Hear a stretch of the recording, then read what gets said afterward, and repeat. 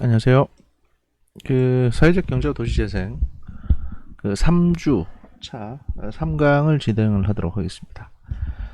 에, 뭐 말씀 들으신 분도 계시고 모르시는 분도 계실 텐데 제가 이제 3주 차에 다시 목감기가 재발해가지고 그 그러니까 3주 차는 거의 말을 못했습니다. 그리고 이제 4주 차는 좀 일이 좀 있어가지고 그래서 이제 어차피 5주차가 저희가 지금 추석 시즌이잖아요. 추석 연휴 기간이니까 이 5주차 기간에 3, 4주차를 이제 같이 들으시는 걸로 그렇게 제가 계획을 잡았습니다. 미리 공지를 못 드려서 죄송한데 이게 이런 게 또 미리 공지를 하고 뭐가 하기에는 이 스케줄이 되게 유동적이라 가지고 제가 공지를 할 수가 없었습니다. 그리고 제가 이제 강의만 하는 게 아니라 지금 저기 다른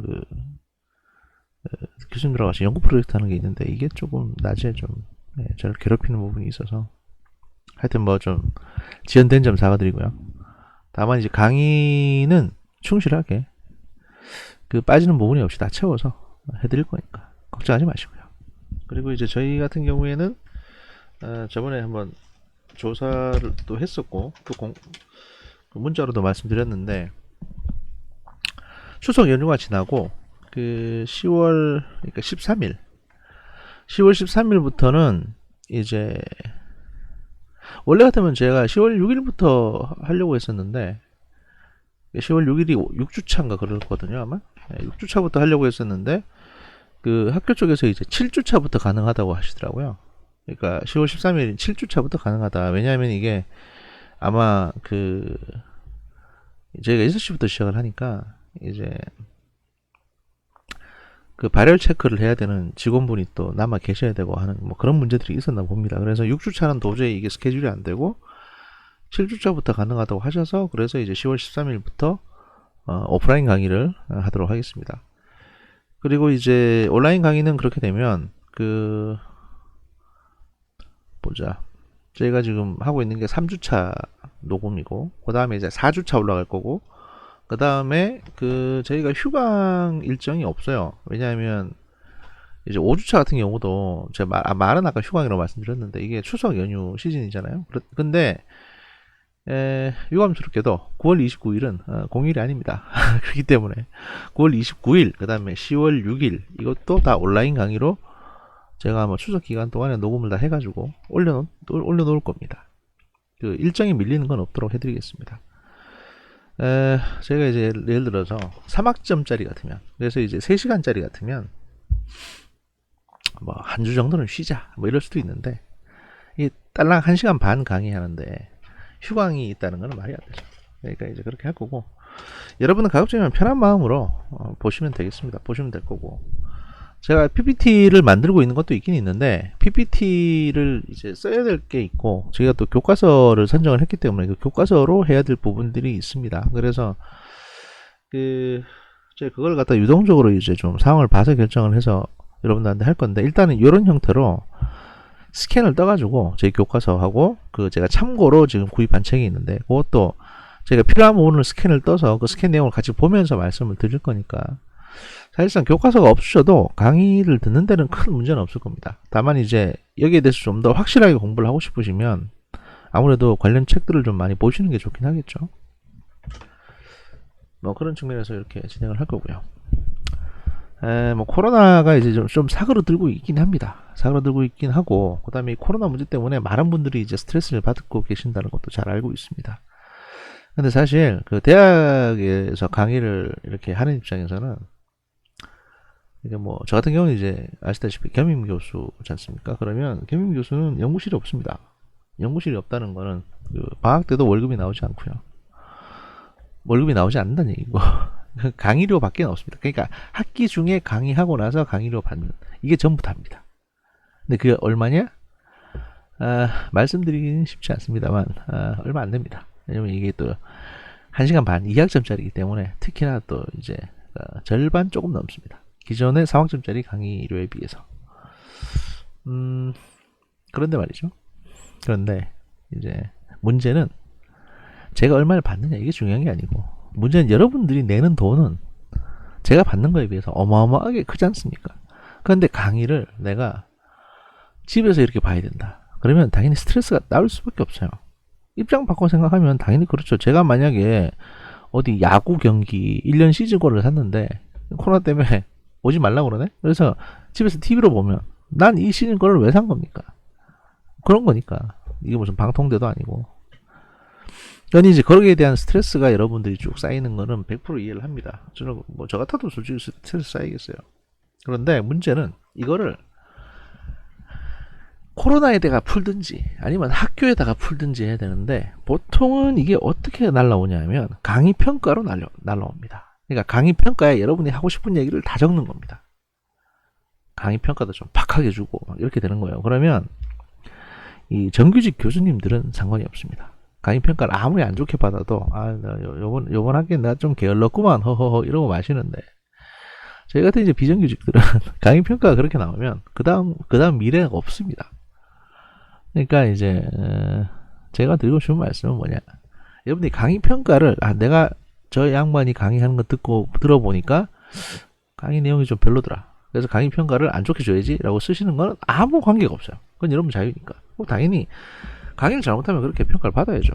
그런데 여러분들이 이제 다른 곳에 어떤 다른 학교나 어떤 코로나라든지 어떤 이 대한민국이라는 사회에 가진 불만을 시간 강사의 그 강의 평가에 담아내시게 되면 저도 또 하나의 사회 불만 세력이 될 수밖에 없습니다. 그러니까 너무 그러지 마시라 이런 말씀을 드리는 거고요. 제가 여기서 잡담하는 시간만큼은 제가 강의 시간에서 빼겠습니다. 그러니까 제가 잡담을 하게 되면 그것도 다 포함해가지고 그 루즈타임인가? 그 왜 축구 45분 끝나고 나면 뒤에 이제 조금 더 시간 붙는 거 있잖아요. 그걸 적용을 해서 충분하게 그 시간을 채워드릴 거니까. 야, 1시간 반 강의밖에 안 되는데 왜 이렇게 잡담이 많냐? 이런 생각을 하지는 마십시오. 예. 지금 모니터 보고 강의하는 저는 오죽하겠습니까, 지금? 하여튼, 그렇습니다. 오늘 볼 부분은요, 도시재생 거버넌스에 대한 생각들이라고 해서, 이건 이제 제가 여러분에게 구입하라고 한 교과서 내용입니다. 그 20페이지에 보시면 있는 내용인데요. 그리고 제가, 이건 또 하나의 여담인데, 양해 말씀을 하나 드릴 게 있는데, 보시면 아시겠지만, 이게 이제, 스캔을 했어요. 제가 스캔을 했는데 이게 제 책상이거든요. 밑에 이게 갈색이. 그러니까 스캐너에다가 이 책을 눌러서 스캔을 한 게 아니고 핸드폰에 그 사진을 찍으면 이걸 스캔 형태로 바꿔주는 어플이 있습니다. 그걸로 했습니다. 왜냐하면 이 책 자체가 사이즈가 작다 보니까 제가 복합기가 있거든요. 저도 레이저 복합기가 있는데 집에 거기 스캐너에 넣고 스캔을 하게 되면 이게 삐뚤삐뚤해지고 옆에 그 검은 부분이 너무 많이 나온다든지 뭐 이런 문제가 생기더라고요. 그래서 뭐 어떠랴 라고 해서 이제 핸드폰 스캐너로 이제 했는데 편의상 그 시간도 되게 금방 끝나거든요. 그걸로 스캔하면. 그러다 보니까 이 품질 글자는 괜찮은데 옆에 이런 계곡 같은 거 이렇게 책장과 책 사이의 어떤 이런 부분 또 옆에 이런 색깔들 이런 것들이 좀 나타날 수 있습니다. 이거는 여러분들 뭐 양해해서 좀 봐주시면 좋겠고요. 아무튼 도시재생 거버넌스에 대한 생각들이라고 해서 도시재생 거버넌스란 무엇일까? 그러니까 이제 앞에 저희가 도시재생을 봤고 도시재생이 왜 필요한지 어떤 역사가 있는지 뭐 사회적 경제는 또 뭘 말하는 건지 대충 기본적인 거를 조금 봤습니다. 조금 봤는데 이제는 그러면 도시재생 거버넌스라는 게 뭐냐 여기에 대해서 말씀드리려고 합니다. 도시재생의 등장과 필요성 생활 수준이 과거에 비해서 많이 나아졌습니다. 1989년 해외여행 자유화 조치가 생긴 이후에 이 말은 1989년 이전에는 해외여행을 가려면 일일이 허가를 받아야 됐습니다. 여권도 나갈 때만 이렇게 신청해서 받는 단수 여권이라고 하는 소위 일회용 여권을 받아야 되고요. 근데 89년에 그게 다 자유화가 됐습니다. 자유화가 됐음에도 불구하고 사람들이 안 나가봤으니까 또 돈도 없고 비싸기도 하고 그래서 1990년대까지만 해도 해외여행을 가는 사람은 5%에 불과할 정도로 우리 국민 중 아주 일부에 불과했습니다. 이럴 수밖에 없는 게 이때는 저가 항공이 있는 것도 아니고 여행사별 뭐 항공료 경쟁이 있는 것도 아니기 때문에 비행기 값이 되게 비쌌습니다. 2017년 우리 국민 중 해외여행객 수는 2649만 명으로 크게 증가를 했습니다. 그러니까 이제 1년에 한 2600만 명이 나간다는 거죠. 이게 뭐 물론 복수로 이 연인원입니다. 연인원. 그러니까 예를 들어서 300만 명이 5번 계속 돌면 그게 2690만 명이 되는 거예요. 2600만 명이 되는 겁니다. 국내 한 여행사에서 2016년 자유여행으로 가보고 싶은 도시라는 주제로 설문조사를 한 결과 프랑스 파리가 9%로 가장 높게 나타났고요.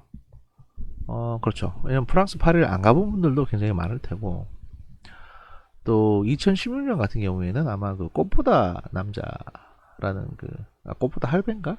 그것 때문에 그 프랑스나 이런 유럽 여행에 관한 관심이 높았기 때문에 이런 결과가 나왔을 수도 있어요. 그러니까 이런 연도하고 이 설문조사를 볼 때는 여러분이 뭐 공무직에 계신 분도 있고 회사 생활 하시는 분도 있을 테니까 뭐 일단 데이터 분석하는 건 잘 아시겠지만, 보통 어떤 설문조사를 볼 때 2016년에 왜 프랑스 파리가 9%로 가장 1위를 했을까라고 한다면, 이게 온 국민을 대상으로 한 설문조사니까 2016년에 우리나라에서 프랑스나 유럽에 대한 환상을 심어주는 어떤 미디어 컨텐츠가 있었을까를 고민해 보시면 답이 의외로 쉽게 나올 수가 있습니다. 물론 뭐 프랑스 파리 같은 경우에는 여기 뒤에도 있지만 우리나라 여성들이 가장 가고 싶어하는 도시로 불리기도 합니다.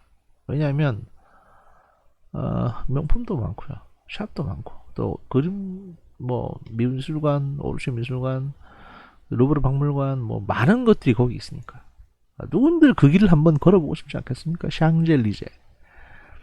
저도 거기서 커피 한잔 마시고 싶어요. 대체 뭐가 그렇게 좋길래 오 샹젤리제 하는가. 근데 가고자 하면 너무 멉니다. 굉장히 멉니다.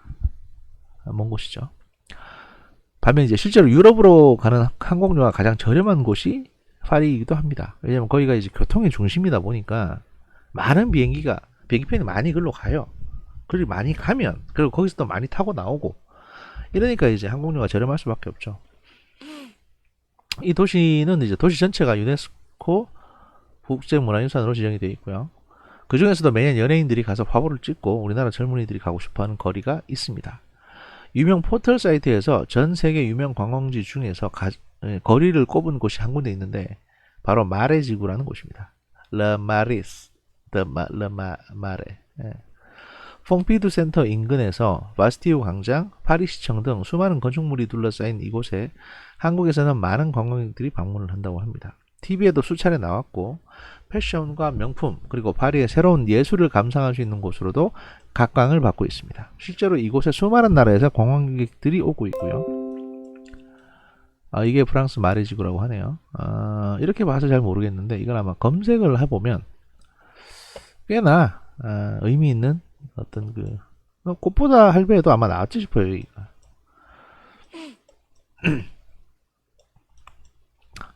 들이 옵니다. 하지만 솔직히 거리는 좁고 불편합니다. 여기 보시면 좁죠. 파리의 도로가 좁긴 하지만 이곳은 유난히 좁다고 합니다. 다른 곳은 그래도 편도 1차선에 차라도 될 수 있는데 이곳은 아예 주정차도 할 수 없는 골목길이 태반이라는 거죠. 왜냐면 차를 대면 딴 차가 못 나간다. 그런데 이곳에 왜 사람들이 북적대는 것일까? 마레지구는 역사가 꽤 오래된 곳입니다. 17세기 초 앙리 4세가 이곳에 보주 광장을 만들면서 주변에 귀족들의 저택이 생겨났고요. 한때 화려한 번성의 시기를 보내다가 베르사유 궁전이 건립하면서 쇠퇴의 길에 접어든 곳이라고 합니다. 그러니까 여기가 많이 모여 살던 평창동, 연희동 같은 곳이었다는 거죠. 그런데 이제 강남하고 서초 생기니까 약간 좀 시들해졌다. 뭐 그런 얘기겠죠. 우리로 치면은 귀족들이 이제 이곳을 벗어나 베르사유로 거처를 옮겼기 때문입니다. 이거 왕 따라가는 거죠. 19세기 접어들면서 산업혁명이 시작되었습니다. 파리 중심지에 가까운 이곳에 공장이 세워지면서 이 지역은 노동자와 빈민이 거주하는 슬럼가가 되기 시작했습니다. 1960년대까지 이러한 현상이 지속됐고요. 1965년 이곳은 보존지구로 결정이 됩니다. 이곳의 재생계획은 파리의 21세기 도시계획의 구상에 포함이 되었습니다. 이거 워낙 오래된 지역이다 보니까 우리도 이런 곳이 있습니다. 피막골, 뭐 남산 한옥마을 같은 게 이런 곳일 텐데 우리는 재생이 아니라 완전 파괴를 해버렸죠. 그러니까 이게 이제 특히 가장 최악으로 불리는 게 피막골 그 지구 재생 사업입니다. 거기는 제가 알기로는 조선시대 때 이제 이렇게 그 많은 뭐 밥집이나 조선시대 때부터 구한말부터 거기 뭐 이런 고기 구워 팔고 뭐 이런 식당들이 꽤 많았다고 합니다. 뭐 이것저것 물건 파는 것도 있었고 그래서 이제 북적거리는 붐비는 곳이었는데 왜냐면 과거 이제 그 지역이 과거 그 종로 그러니까 경복궁 앞에 6조 거리 쪽에서 이제 끄트머리쯤에 해당되거든요. 그래서 사람들이 주로 거기서 밥을 먹고 이랬는데 60년대에 거치면서 청진동 해장국, 청일옥, 뭐 청진옥 이런 것들이 거기서 이제 영업을 하고 심지어는 청와대 박정희 대통령도 거기서 해장국 같은 거 배달시켜 먹고 이랬다고 합니다. 그랬는데 지금으로부터 한 10년 전쯤인가요? 갑자기 거기 재개발을 한다고 그러면서 거기 있던 이제 그 작은 어떤 작고 오래된 가게들 무슨 갈치조림집, 생선구이집, 불고기집 많았는데 그걸 다 싹 재개발을 다 쫓아내고 다 싹 밀어버리고 빌딩을 세운 다음에 그 빌딩에 그런 가게들이 들어오게끔 이제 소위 말해서 그런 재개발 사업을 했는데 그 빌딩에 그런 가게들이 들어갈 수가 없었어요. 왜냐하면 일단 돈도 돈이고 그 다음에 빌딩 안에 있는 그 식당의 주방에서 생선구이나 이런 것들을 계속 그렇게 전통 있게 높은 열로 데울 수가 없었거든요. 모듬전 같은 거라든지 뭐. 그러니까 그냥 하나의 어떻게 보면 되게 의미 있는 노포들이 많은 오래된 식당들이 많은 어떤 그 구역이 그냥 일반 빌딩의 지하의 푸드코트처럼 변해버렸습니다. 그래서 피막골은 그걸로 완전 작살난 겁니다. 어떻게 보면 제가 거기 가장 큰 피해자이기도 하고요. 제가 좋아하는 단골집들이 다 사라졌으니까요. 하여튼 재개발이 그런 겁니다. 그래서 이제 그 마레지구도 아마 그렇게 보존하기로 하고 뭐 재개발을 시도했다는 게 될 겁니다. 이곳의 재생 계획은 파리의 21세기 도시계획 구상에 포함됐고 반백년을 내다보고 도시를 계획하는 파리도 놀랍지만 슬럼가를 재생하는 계획을 우리보다 50년 전에 생각한 점도 신기하기까지 하다. 이게 뭐냐? 65년이 이렇다는 거잖아요. 그러면 이때부터 50년 뒤에 무슨 일이 있었느냐? 청계천 복귀 사업이 있었죠. 그 얘기를 하는 거겠죠. 이때 계획을 세운 계획가들은 두 가지 원칙을 세웠다. 하나는 계획을 세우면서 주민들이 납득할 때까지 대화하여 지역의 역사적 가치를 이해하고 보존에 동참하는 것.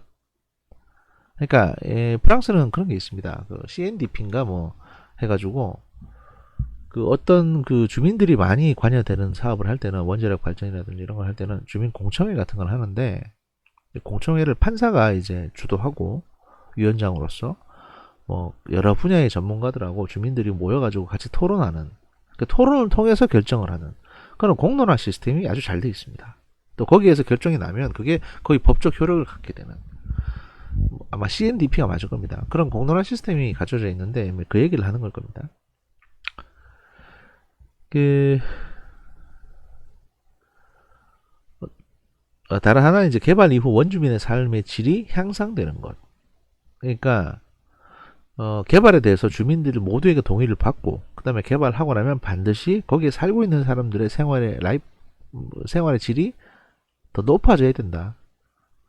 이걸 이제 큰 두 가지 원칙으로 삼는다는 얘기죠. 그래서 이 두 가지 원칙은 철저히 고수되었고 그러면 이게 왜 의미 있는 원칙이냐? 우리나라 같은 경우에는 재개발에 참여하는 업체가 가장 많은 수익을 얻는 게 원칙이거든요.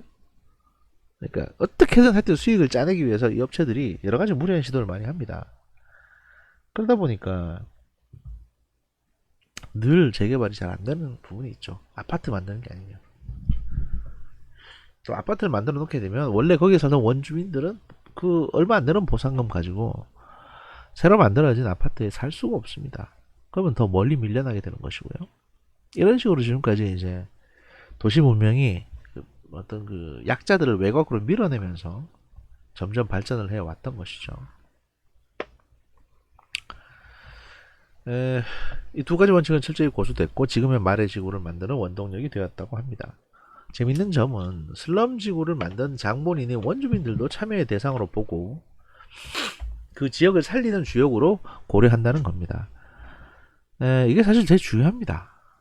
왜냐하면 거기에 원래 살고 있던 사람들 다 내쫓고 나서 재개발을 하면 그게 마을 재생도 아니고 도시 재생도 아니고 그냥 거기는 파괴적인 재개발일 뿐입니다. 원래 있던 사람들을 쫓아낸다는 건. 그러니까 가급적이면 그렇게 안 하겠다는 거죠. 100년 넘게 이 지역을 만들어 온 이곳의 기술자와 노동자가 이 땅을 떠난다면 그 지역의 인간적인 풍미는 사라지고 역사적 환경을 보존하는 취지에도 어긋난다고 생각했기 때문입니다. 그런데 이제 우리 청계천 개발 같은 경우에는 청계천 개발하면서 가든5를 만들었고요. 그 가든5에 청계천 그를 쭉 따라서 영업을 하던 수많은 어떤 그 공구업체, 철물업체, 뭐 여러 가지 공장들, 작은 공장업자들, 그 모두를 하다못해 옛날 비디오, TV 고치는 사람들, 전파사, 그 모든 사람을 그 저 머나먼 장지동 가든5로 옮겨와서 살게 했습니다. 가게를. 그러니까 당연히 사람들이 글로 안 가죠. 왜냐면 거기는 손님이 없으니까요.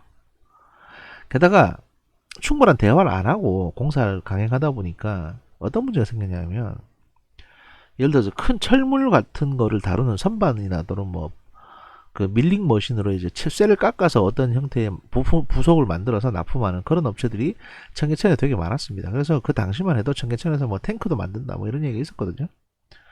근데 그런 업체들은 보통 작은 규모의 공장이라고 하더라도 그 안에 들어와 있는 기계 설비가 심하면 한 1톤이나 2톤 되는 설비도 있어요. 그만큼 무거운, 아주 무거운 기계들이 많은 곳이었습니다. 그런데 가든5로 옮겨와서 이제 영업하시라고 하면서 배정해준 그 공간, 그 공간이 뭐 2층이나 3층이나 이런 데면 이 기계를 갖고 들어가는 것도 힘들 뿐만 아니라 그 기계가 그 2층의 그 공장, 2층의 그 가게 공간에 들어갈 경우에 그 바닥이 이 기계 무게를 받칠 수가 없는 문제가 발생했어요. 그래서 바닥들이 막 부서지고 이랬었거든요.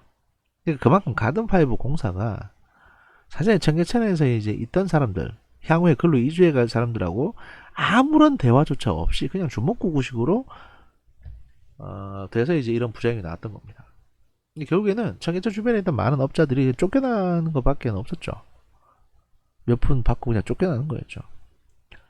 그래서 그런 것들은 사실 약탈적인 재개발이고 이런 재개발은 아니어야 한다라는 관점에서 이제 그 지역에 사는 주민들이 동의를 하고 그 다음에 그 지역에 사는 주민들의 삶의 질이 개선되는 것을 가장 최우선으로 하겠다, 이런 철학으로 이제 그 재개발을 한다는 거죠. 도시 재생을 한다는 거죠. 이들이 세운 계획에는 언제까지나 이 계획을 마무리한다는 기간 설정이 없었다고 합니다. 이게 사실 중요하죠. 청계천은 2년인가 1년인가 그랬거든요. 그러니까 어떤 일을 하다 보면, 특히 이제 도시재생이나 이런 보존 형태의 재생을 하다 보면 뭔가를 이렇게 부수거나 정비해서 재발굴을 할 때 뭔가 문화재가 나오게 되면 이 문화재가 다 조사가 끝나기 전까지는 공사를 진행을 못합니다, 원래.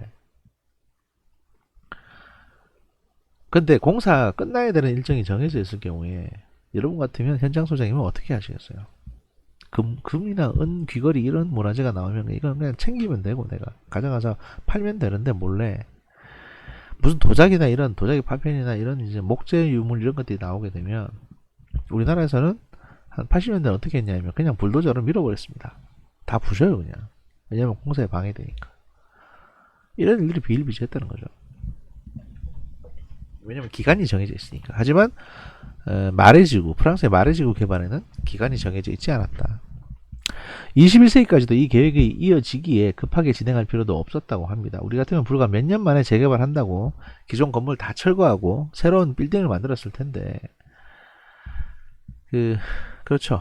피막골, 종로 이제 그 교보 옆에 있는 교보문고하고 거기 교보문고 바로 옆에 있는 곳이 이제 피막골, 옛날 피막골 지역이고, 그게 다 부서지고 지금 거기 들어온 게 르메이에르 빌딩인가 뭐 그렇습니다.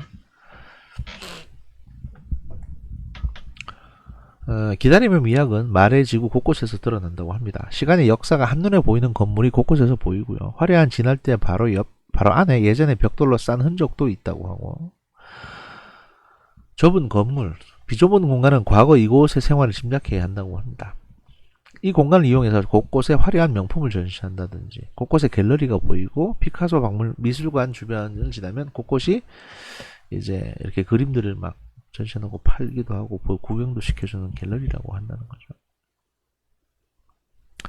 거리는 걸으면서 수많은 관객들과 부딪힐 정도로 좁습니다. 차는 겨우 한 대가 통과할 정도로 편도 1차선이고요. 그래서 걸을 맛이 난다는 겁니다. 사람들이 북적북적하니까. 사람이 거리를 걸으니 거리에 활력이 일어나고, 괜히 이 골목 저 골목 기웃거려 보기도 하고요. 어찌 보면 별것도 아닌 것에 곳곳에서 사람들이 감격하면서 기념사진을 찍고, 남산인 한옥마을이나 전주 한옥마을 같은 데 가시면 이런 모습을 볼 수 있습니다. 서울에서 온 촌놈들이 별것도 아닌데 이 골목 너무 예쁘다 그러면서 사진 찍고 들어가서 이제 막 케이크 같은 거 먹고 녹차 마시고, 또 여기 가서 녹차 먹고 케이크 먹고 그렇게 해요. 전주 한옥마을 가면. 그리고 이제 세상에 둘도 없는 희대의 괴식, 그 전주 비빔밥 빵을 먹게 됩니다. 분명히 빵인데 이 빵을 반으로 가르면, 예를 들어 팥빵을 반으로 가르면 안에 팥이 들어있잖아요. 전주 비빔밥 빵은요, 빵을 반으로 가르면 안에 전주 비빔밥이 들어있습니다. 저는 사실 이걸 처음 접하고 나서 문화적인 충격을 받았거든요. 제가 외국 사람이 아닌데, 저 비빔밥 좋아하는데 빵 속에 비빔밥을 넣다니 도대체 누가 이런 생각을 했냐.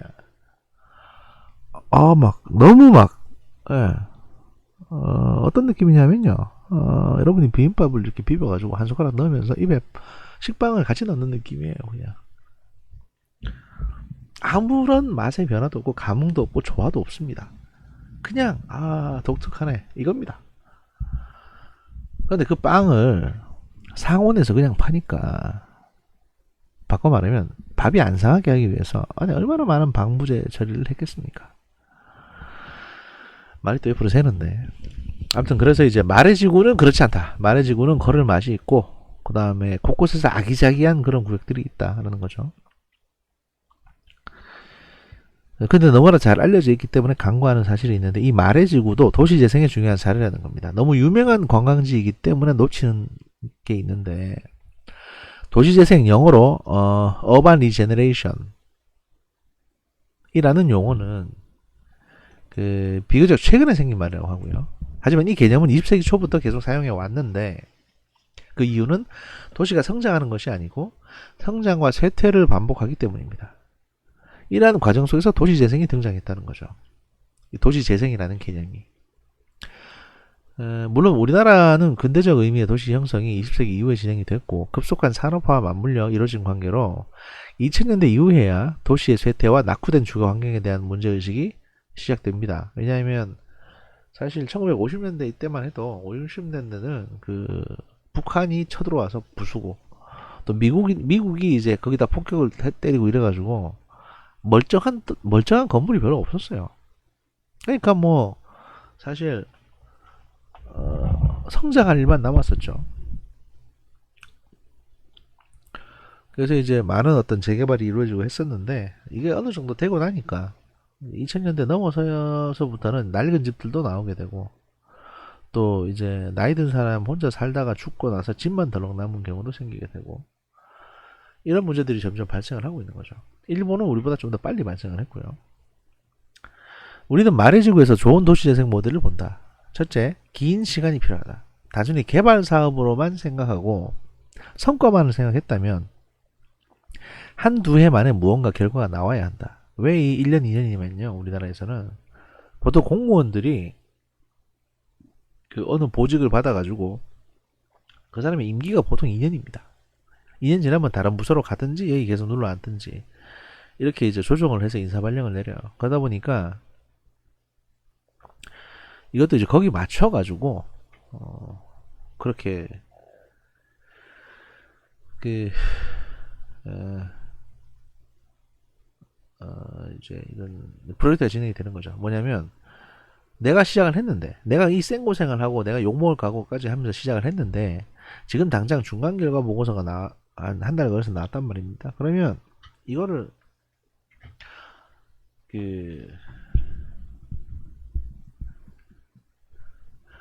이걸 성과를 해가지고 이 공무원은 내 임기 2년 안에 좀 더 좋은 데로 가고 싶어 해요. 그런데 이제 프랑스처럼 임기를 예를 들어서 이제 기간은 상관없이 성과를 내라. 그러니까 기간은 더 오래 걸려도 상관없다. 충분하게 안정적이고 확실한 성과만 내면 된다라고 하면 그렇게 날림으로 해가지고 재개발 필요가 없는 거잖아요. 그냥 천천히 시간을 가지고 해도 되는 거니까. 마레지구는 반세기가 걸렸고요. 한 50년 걸렸다는 겁니다. 우리는 이 점에 주목해야 된다는 거죠. 이 지역의 변화는 단순히 한두 해 예산이 투입되고 사업이 진행된다고 해결되는 문제가 아니기 때문입니다. 그리고 두 번째는 주민과의 대화와 설득이 가장 또 중요한데요. 전문가는 큰 그림을 그리면서 미래를 내다봅니다. 하지만 전문가에게는 큰 결점이 있는데 뭐냐면 그 지역에 살지 않는다는 거예요. 그러니까 그 전문가가 보기에는 이거 이렇게 밀고 저쪽 저렇게 밀어버리면 더할 나위 없이 좋은데 문제는 그 사람은 거기 안 사는 사람이다 보니까 거기 오랫동안 살았던 사람들이 그 공간에 대해서 느끼는 감정을 그 전문가는 모르는 겁니다.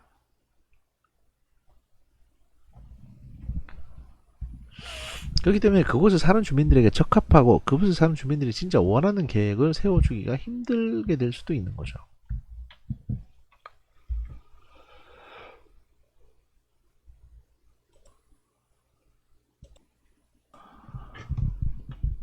자, 두 번째 중요한 부분이 이제 주민과의 대화와 설득이라고 말씀드렸죠. 그러니까 현재 살고 있는 주민들하고 이걸 계획하는 전문가들 사이에 갭이 있다.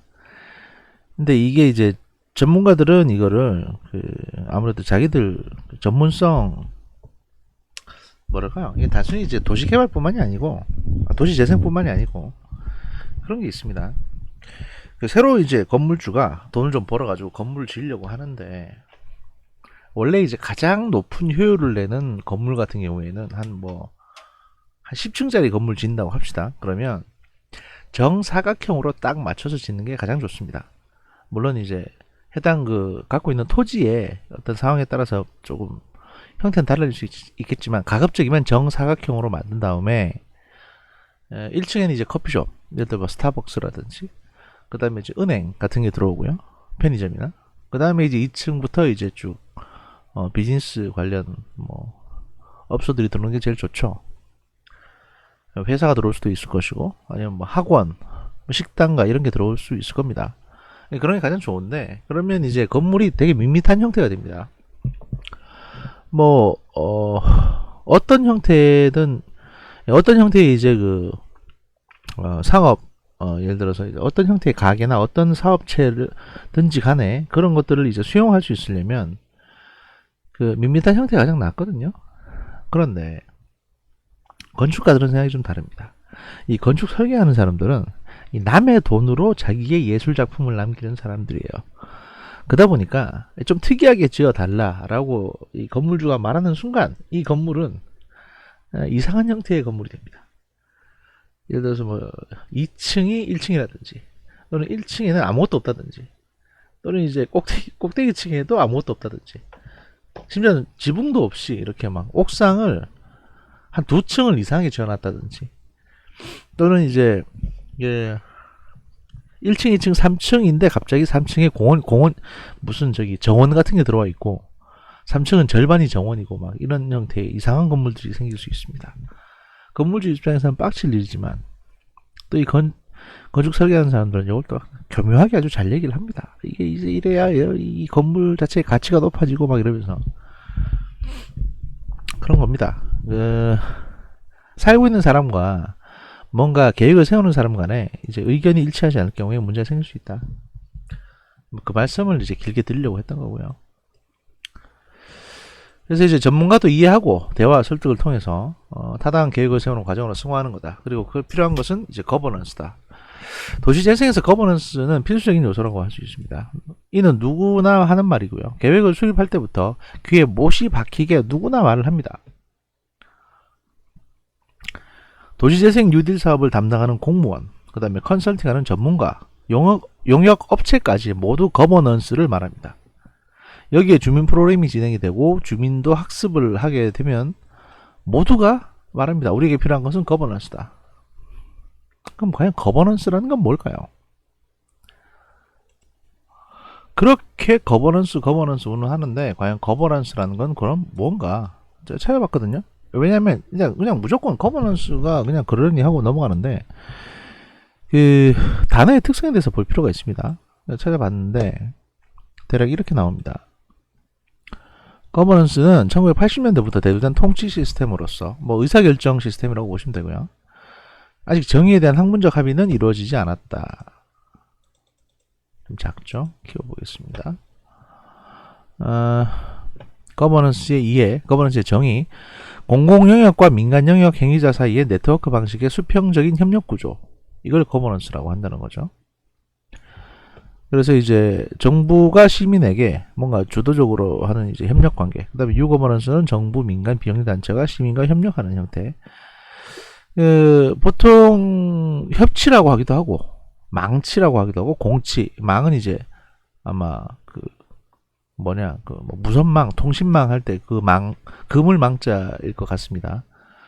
그래서 이제 뭐 여러 가지 연결된 네트워크 의사결정, 그 다음에 공치, 공동의 통치 등으로 병역되기도 하는데 최근에는 이제 거버넌스라는 용어로 통일돼서 사용하고 있다. 결국에는 이제 협치란 말이겠죠. 그러니까 최근 10년간 거버넌스는 정치학에서 핵심적인 키워드였는데 거버넌스는 국제정치학 영역에서 도입됐으나 점차적으로 국내외의 정치 영역에 적용되기 시작했다. 왜 최근 10년간 거버넌스가 핵심적인 키워드였냐면 그 최근에 이제 정치나 경제 현상에 시민단체나 또는 어떤 그 대중들의 반응, 예를 들어서 뭐 지금 같은 경우에는 민주당 당원들이 민주당에 영향을 미치는 거라든지 이런 것들, 소위 말해서 이제 이전에는 그냥 수용자, 그러니까 피수용자였는데, 그러니까 피수용자가 아니고 어떤 혜택을 받거나 어떤 정책에 영향을 받는 사람들이었는데 이제는 이 사람들이 이제 발언을 많이 하는, 예를 들어 뭐 여러 가지 팟캐스트나 또는 뭐 인터넷 게시물이라든지 또는 집단 행동을 한다든지 하는 식으로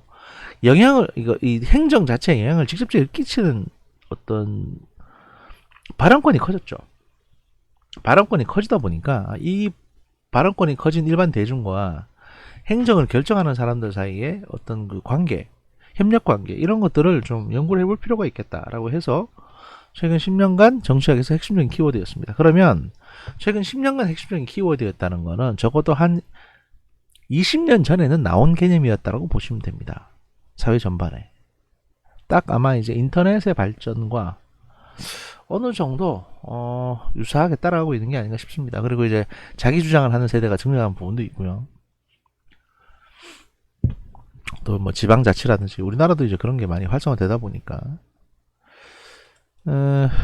거버넌스에 이제 많은 개념들이 들어있는데, 이건 이제 다시 저희가 도시개발 쪽으로 넘어가서 같이 보면서 말씀드리죠. 그래서 거버넌스 구성의 가장 기초적인 요소의 주체는 통치의 다원화 이론에 기반을 둔 다양한 참여 그룹 및 구성원이다.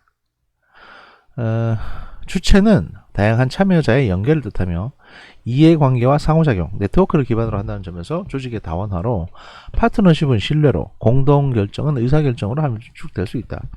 이 중 이해관계는 그 특성상 거버넌스를 구성하는 조직의 구조를 가지고 거버넌스의 지속적 유지와 운영의 기반이 된다. 지속성으로는 신뢰적 기반, 거버넌스 내 조직 구성원이 가지는 힘으로 대변되는 권력, 뭐 의사결정 영향력의 효과, 효과적 분배와 운용으로 표현되는 거버넌스의 공통적 요소라고 할 수 있다. 근데 정작 우리는 거버넌스라는 단어를 제대로 이해하고 있을까? 지금도 애매하죠. 2000년대 이후 우리 사회에 거버넌스 광풍이 불었다. 그렇죠. 모든 거에 소위 말해서 이제 그 대국민 수용, 여론을 반영하자, 또는 뭐 통계, 이런 것들이 확 풀었습니다. 학문의 모든 분야에서 거버넌스를 정의하고 논의했죠. 심지어는 요번 현 정부 집권 초기에 그 원자력 발전소를 추가로 건설하냐 마냐도 사실은 이제 국민들에게 물어봤죠. 이것도 거버넌스의 한 형태입니다.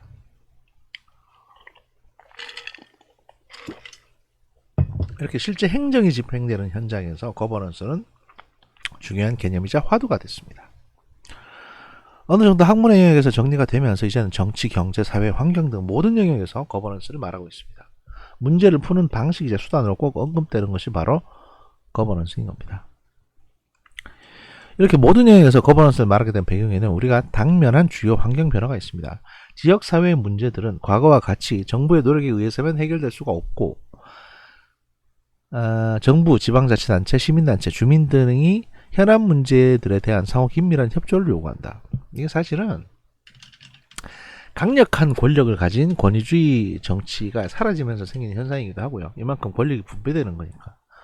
그 다음에 이 돈의 문제이기도 합니다. 과거에는 지방자치제도가 시행되기 전까지만 하더라도 시장이나 뭐 군수 같은 것도 전부 다 정부에서 임명을 했거든요. 그리고 시나 군에서 필요한 예산도 전부 다 중앙정부에서 다 줬습니다. 지방세라는 개념이 거의 없었어요. 그런데 이제 지금도 물론 중앙정부의 의존을 많이 받지만 지방은 또 지방에서 세금을 걷어서 해결하는 부분도 있거든요. 이렇게 돈을 따로 걷어서 통치를 한다는 거는 권력이 분산된다는 걸 말합니다. 이제 과거 그 중세시대 때도 우리나라 같은 경우에도 지방 호족에게 그 지역에 이제 뭐 시급 200호를 내리고, 시급 200호를 내린다는 거는요, 그 해당 지역에 땅을 주면서 그 지역에서 네가 세금을 걷어서 국가에는 조금만 내고 나머지 네가 관리해라라는 조세권을 주는 거예요. 그만큼 권력을 주는 거죠. 그럼 그 지역의 왕이 됩니다, 이 양반은. 그리고 대대로 그렇게 이제 권력을 행사하겠죠. 그러니까 이제 거버넌스가 활성화된 것도 결국에는 지방자치나 뭐 그런 것들로 인해서 그래서 권력이 많이 분산됐기 때문에 이게 활성화된 겁니다. 그 지역사회 역량을 증진시키기 위해서는 로컬 거버넌스 구성 주체들 간에 협력하는 로컬 거버넌스가 형성되어야 되는데, 사회 기능이 다원화되고 그 지역의 현안 문제들이 다양화되고 가고 있는 추세에서 지방 정부가 단독으로 의사결정을 하고 정책을 추진해 나가는 데는 한계가 있다. 따라서 로컬 거버넌스는 지방 정부, 지역 주민, 시민단체, 직능단체 등 지역의 다양한 이해관계자들의 참여와 그 합의 형성 과정을 통해서 지역 발전을 도모해야 한다. 이러한 관계들을 토대로 지역의 자원을 최대한 활용해서 지역사회의 다양한 구성 주체들과 이해관계를 잘 조정해서 민주적이고 협력적인 관계를 구축해 나가는 것이 요구되는 것이다. 말은 이렇게 하고 있지만 결국 핵심은 뭐냐? 어떤 한 사람도 이 지역의 재개발이나 재생으로 인해서 그 피해를 보거나 또는 손해 보거나 또는 난 이거 싫었는데 지금도 싫다라고 불만을 얘기하는 사람이 없도록 해라 라는 거죠. 다 힘이 비등비등해지니까. 따라서 도시재생에서도 거버넌스는 절대 무시할 수 없는 요소이다. 도시재생의 성공한 사례를 보면 뒤에서 자세히 다루겠지만 일상의 거버넌스부터 계획, 집행, 평가 모든 과정에서 거버넌스는 중요한 요인이 된다. 보시면요. 이거 이제 거버넌스의 구성 요소라는 부분인데요. 거버넌스가 어떻게 구성되어 있는지 이를 보여주는 표입니다. 이걸 잠깐 저희가 봅시다. 보게 되면 거버넌스의 구성 요소는 행위자, 주체, 참여 주체 다원화가 이제 있고요. 그 다음에 네트워킹, 개방형 네트워크, 상호 의존성, 네트워크에 대한 사회적 조정, 조직 간 네트워크. 이게 다 그 말인데 사실은 거버넌스라는 걸 떠올렸을 때 이런 단어들이 이제 연관 단어로 쭉 붙는다는 거죠. 공동의 목표, 행위자 이해, 정부와 NGO 간의 파트너십, 정부 정책의 개방성, 투명성, 정책의 투명성, 효과성. 이게 안보나 국방 관련 일을 빼고는 대부분 이렇게 정책을 이제 개방해서 공개적으로 하는 경우가 꽤 많습니다. 만약에 정책이 실패했을 경우에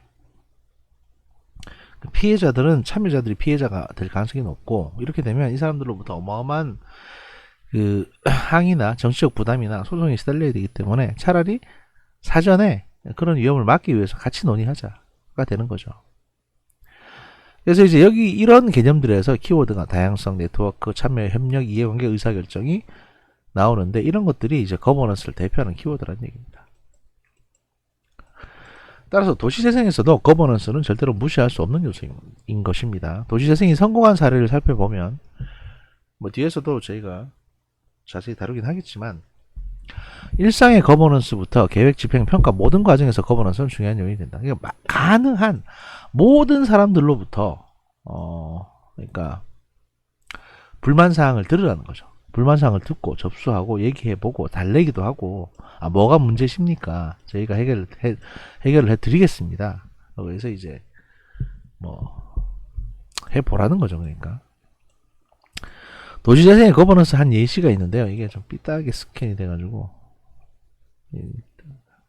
이걸 한번 보여드리겠습니다. 이게 도시재생의 거버넌스의 예시인데 봅시다.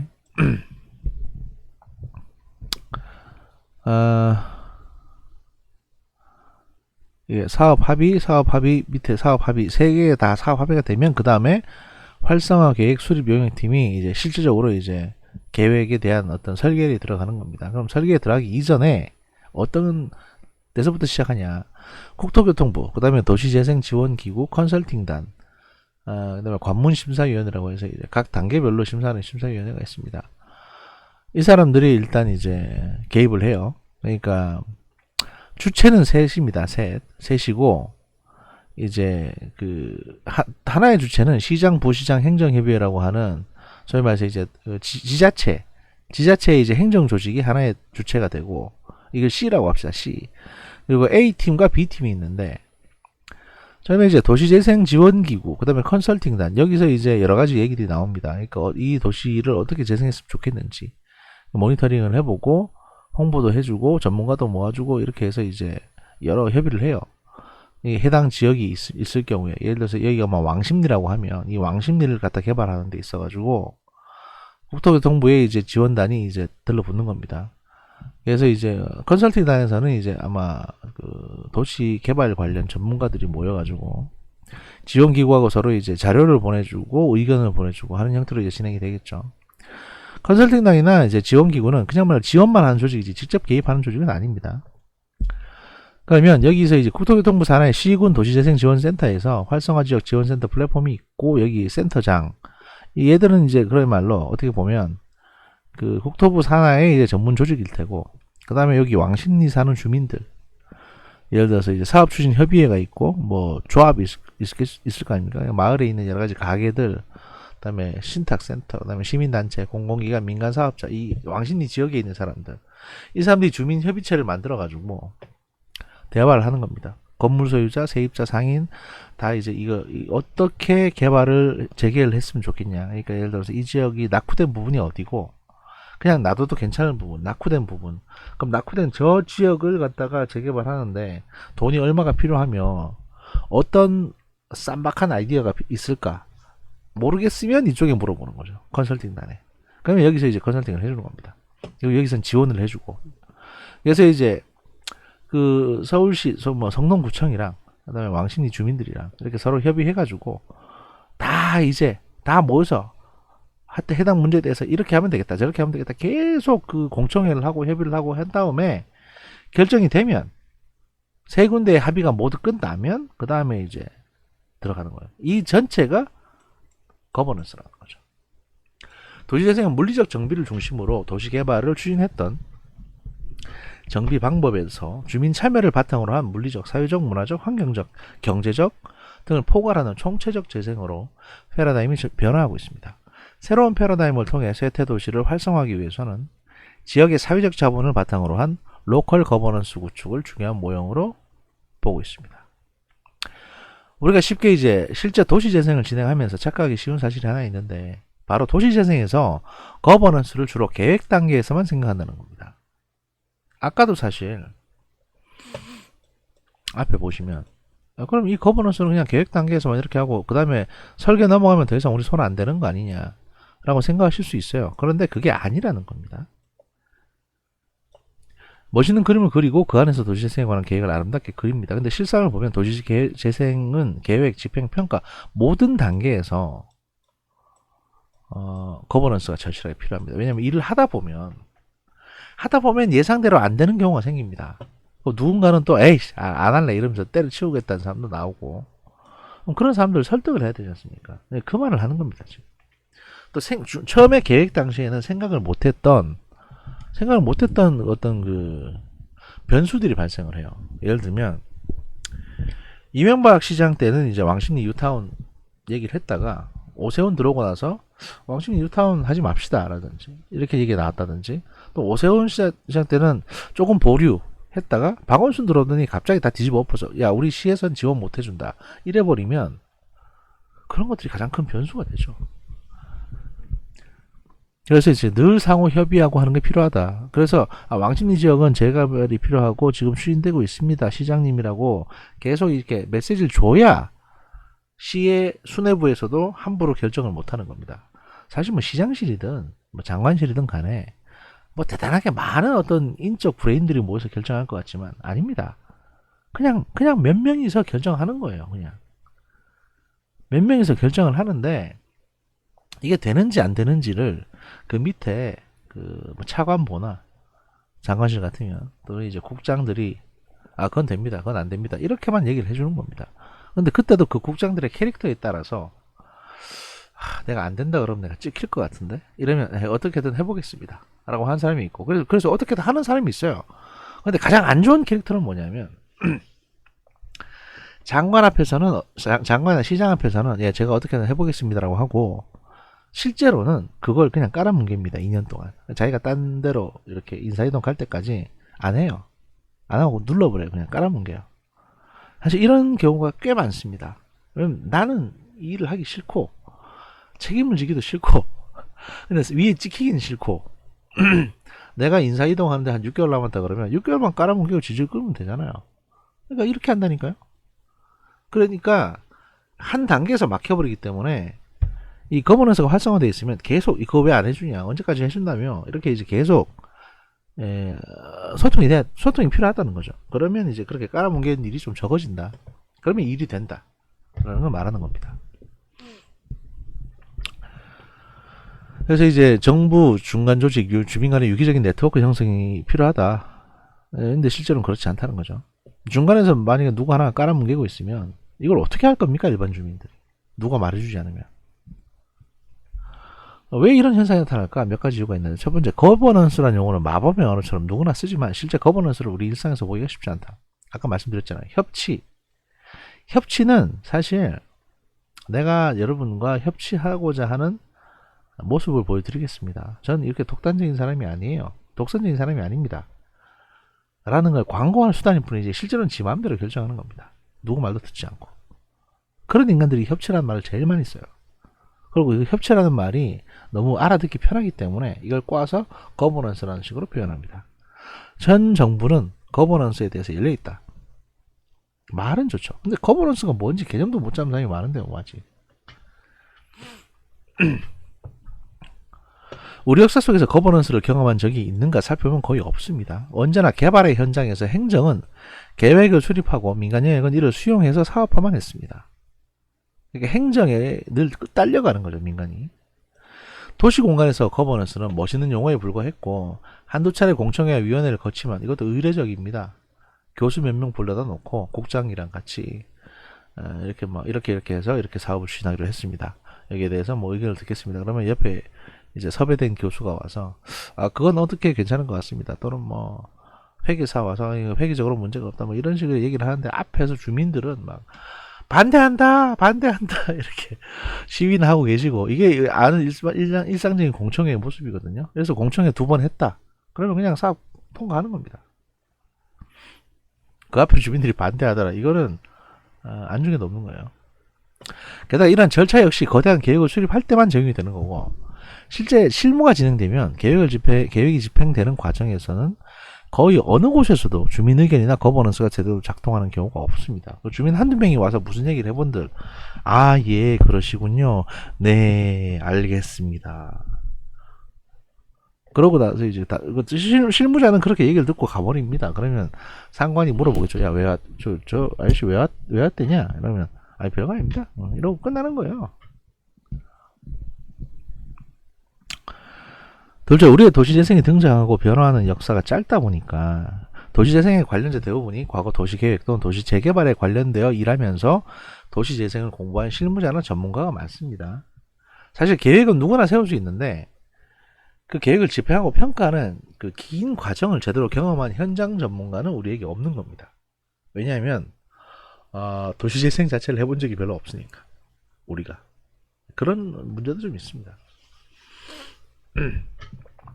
따라서 도시재생을 우리는 머리로는 아는데 제대로 해본 적이 없다 보니까 실제 현장에서는 계속 시행착오를 거치면서 이루어집니다. 근데 이제 그러면 좀 긴 시간을 두고 천천히 하면 되지 않느냐 라는 의문을 누군가 생각하시겠죠. 그런데 무슨 문제가 있냐면 이 도시재생이라는 것도 이제 공사잖아요. 토목공사, 건축공사지 않습니까? 토목이나 건축은 계획을 세워서 딱 몇 월 며칠까지 공사를 끝낸다는 계획을 세우고 들어갑니다. 왜냐하면 거기에 투입되는 그 공사 인력들의 인건비 문제가 있기 때문에. 근데 이게 하루 이틀 자꾸 길어지기 시작하면 예산이 점점 오버가 돼요. 인건비는 깎을 수가 없잖아요. 그러니까 예산이 점점 오버가 되기 시작하고, 그러니까 어떻게 보면 이제 계속 길어질 수가 없는 겁니다.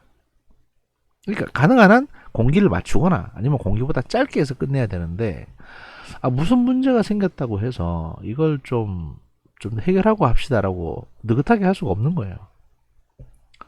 그 건축업자들이 뭐 이 일만 하나? 그것도 아니죠. 다른 데도 공사를 해야 되니까. 세 번째, 앞서 두 가지 문제가 결합돼서 큰 문제가 됩니다. 실무에서 거버넌스라는 멋들어진 용어로 치장됐을 뿐이고, 게다가 실무에서 거버넌스를 제대로 경험한 적도 없고, 분명 시대가 변화해서 거버넌스는 필요한데 우리는 이를 제대로 수용해서 활용할 준비가 안 되어 있는 겁니다. 결국 도시재생에서 거버넌스는 실험이 필요하고 학습의 장이 마련되어야 하는 것인데도 불구하고 아무도 어떻게 해야 하는지 모르는 이 상황에서 헤쳐나갈 방법은 지속적인 농의와 경험의 축적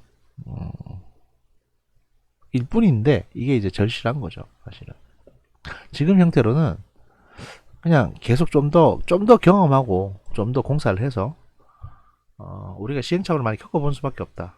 이게 사실 답이라는 겁니다. 우리가 이제 할 수 있는 선택지라는 거예요. 좀 무기력하죠, 느낌이.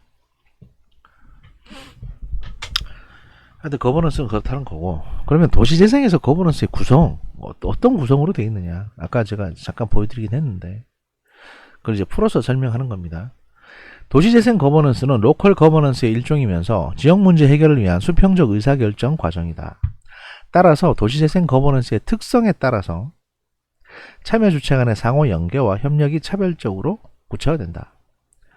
로컬 거버넌스 유형은 다양하게 구분이 가능한데, 공익형 NGO 형성 수준과 정책 참여 네트워크 형성에 대한 정부의 태도를 기준으로 대립형, 통치형, 참여형, 친화형으로 구분할 수 있다.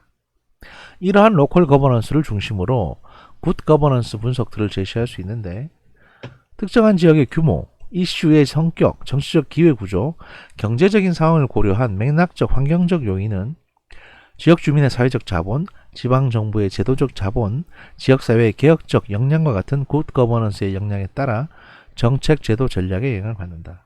그러니까 쉽게 말하면 이게 뭐 되게 복잡한 내용이 많은데, 이게 이제 그러니까 말을 그냥 꼬아서 쓴 거고요. 사실 이분이 글을 이런 식으로 쓰는 거에 대해서 저는 조금 불만이 있습니다. 왜냐면 글을 그렇게 잘 쓰는 스타일은 아닌 것 같아요. 계속 이제 꼬아서 하는데, 결국에는 이 정책, 제도, 전략, 그 다음에 여러 가지 요소들이 거버넌스에 영향을 준다는 겁니다. 그리고 이걸 잘 하면 굿 거버넌스가 된다는 얘기고요. 도시재생 거버넌스 방식을 가장 일반적인 형태인 이제 관주도 재생, 그러니까 그 뭐 시나 도라든지 구청이라든지 이런 데서 이제 예산과 인력을 투입해서 계획도 세우고 뭐 합시다, 여러분 좀 따라오십시오, 이렇게 하는 거 말하는 거고, 소규모 프로젝트가 많은 주민 주도 재생, 이거는 뭐냐면요, 전주 한옥마 아니 그거 말고, 그 전에 얼마 전에 손혜원 의원이 이렇게, 손혜원 씨가 그 투기했다가 걸린 데 있죠. 목포 그 지역에 가면 주민들이 주도를 해서 소규모 프로젝트가 좀 있습니다. 뭐냐면 이제 작은 공방 같은 거 만들어 가지고, 예를 들어서 뭐 가죽 공방을 만드는 사람이 서울에서 이제 뭐 제자들 데리고 와서 이제 공방 사업을 하고 있으면 그 옆에 저런 것도 괜찮겠다 싶어서 유리 공방이 생기고 뭐 이런 걸 말하는 겁니다. 그 다음에 이제 민간 투자를 유치하는 시장 주도 재생, 그러니까 이제 민간의 어떤 그 기업체가 들어와서 한 블럭을 통째로 이걸 우리가 만들어 보겠다 라고 해서 이제 그쪽을 뜯어고치는 걸 말하는 거죠. 뭐 남산 한옥마을이나 또는 이제 용인의 민속촌 같은 게 뭐 예를 들면 이런 걸 수 있습니다. 물리적 건조 환경을 주요 이슈로 삼는 지주 주도 재생,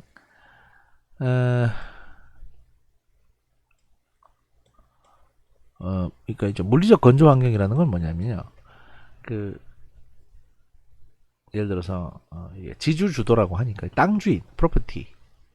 그러니까 이제 그 땅 주인들이 그러니까 지금 여기에는 뭘 지어야 된다. 예를 들면 어, 관에서 주도하긴 하는데 한 지역에 예를 들어서 한 블럭 자체를 차지하고 있던 어, 공장이 없어졌다고 칩시다. 실제로 이제 안양에 가보면 대한전선이라고 한 수십 년 된 그 케이블하고 전선 만드는 회사가 있습니다. 이게 이제 거의 아마 공기업 비슷한 거였는데 이게 거의 도시에 이제 한 거리에 한 블럭을 차지하고 있었거든요. 이 공장이. 근데 이게 갑자기 없어졌어요. 그리고 그 부지를 여기 그럼 스마트 도시를 지어야겠다라고 해가지고 이제 땅 주인은 어차피 안양시입니다. 안양시가 땅 주인이었기 때문에 여기에다가 그러면 여기서 이 구역에서 이 구역은 공원을 만들고 여기서 이 구역은 이제 여러 가지 IT 업체들 회사 사옥을 끌어들이고 뭐 이런 식으로 이제 개발 주도한 겁니다. 그래서 여기 LG U 플러스 그 데이터 센터가 들어오고 그 다음에 다른 여러 작은 자잘한 이제 그 중소 전자 업체들 또는 중소 이제 IT 관련 업체들 회사가 들어오고 그 다음에 한쪽은 또 아파트 단지가 들어오고 이런 식으로 하는 걸 하는 게 있었는데 이게 이제 평촌 스마트 스퀘어 프로젝트입니다. 그런데 이거를 아마 지주주도 재생의 가장 대표적인 예로 볼 수 있습니다. 땅 주인이 그렇게 하는 거니까 안양시가. 그래서 관주도이자 지주주도인데 여기는 일반적인 관주도 같은 경우에는 사람이 살고 있는 지역을 이제 예를 들어서 정부가 들어와서 뭔가 좀 개입을 하는 거고 지주주도 대상은 보통 공장이 있다 갑자기 빠져버렸을 경우에 그러니까 이게 땅 주인이 왜 안양시가 됐냐면 이 대한전선이 다른 데로 이전하면서 이전한 지역에 안양시가 갖고 있는 땅이랑 이 이전의 대한전선 부지랑 맞바꿨거든요. 그래서 이제 시 한가운데 있는 부지가 갑자기 안양시게 돼버린 겁니다. 그러니까 안양시 소유의 땅 주인 소유의 공터가 있으니까 이 공터에 땅 주인이 짓고 싶은 걸 지을 거 아닙니까? 그래서 이제 물리적인 건조, 그러니까 이제 건축, 건조는 말을 말린다는 게 아니고, 그러니까 건조한다, 배를 건조한다 할 때 그 건조입니다. 그러니까 이제 이 건조 환경을 주로 이슈로 삼는 이제 지주도 재생이 바로 그런 예라고 할 수 있습니다. 이건 이제 그것들을 보여주는 것들이고요. 보통 이제 영어로 이걸 표시를 할 때 탑다운, 그러니까 이제 관에서 만들어서 여기는 이 계획으로 이제 이걸 지어 봅시다. 그래서 이제 예를 들어서 차 없는 거리 뭐 이런 거 만든다든지 또는 이제 이게 관주도는 사실 언뜻 떠오르진 않네요. 아주 옛날에 이런 것들이 많이 진행이 됐기 때문에. 그 다음에 이제 바텀업 주민주도 같은 경우는 아까 말씀드렸던 조그만 공방들이 갑자기 생기기 시작해서 쭉 늘어나는 거. 그 다음에 경리단길 같은 경우 그런 것도 그럴 수 있죠. 그 다음에 이제 마켓 리드 시장 주도는 여기에 큰 기업이 들어오는 겁니다. 그러니까 남이섬 그 다음에 남산 전주 한옥마을 민속촌 이런 것들을 말할 수 있고요. 지주주도 재생은 제가 아까 말씀드린 그런 특이한 사례들을 말씀드린 거고. 과거 도시재개발 시대에는 지방자치단체, 개발업자, 원주민의 단순한 3자 간의 합의에 의해서 개발이 진행이 됐습니다. 시자체가 도시계획 혹은 도시재개발 계획을 수립하고 개발 계획을 고시하면 개발업자는 여기에 맞춰서 개발을 실시하면서 원주민에 대한 협의, 보상 등을 진행을 했습니다. 이 과정에서 재원이 취약한 지방자치단체는 가급적 개발 사업에서 필요한 재원의 대부분을 개발 이익을 통해서 충당을 했습니다. 대부분의 사업비를 민간의 재원을 이용했기 때문에 원주민의 재정착이나 기존 공동체의 활성화보다는 새로운 주거지를 만드는 데 집중했습니다. 이게 무슨 얘기냐면 기존에 낡은 아파트가 있습니다. 한 5층짜리. 근데 이걸 다 부셔버리고 여기다 30층짜리를 지어요. 그러면 땅값이나 그 5층짜리 아파트에 대한 가격만큼은 이 개발업자가 30층짜리를 지으니까 그 중에 한 15층 정도는 이제 그걸로 보상을 해주는 겁니다. 그리고 개발업자는 그럼 뭘 얻냐?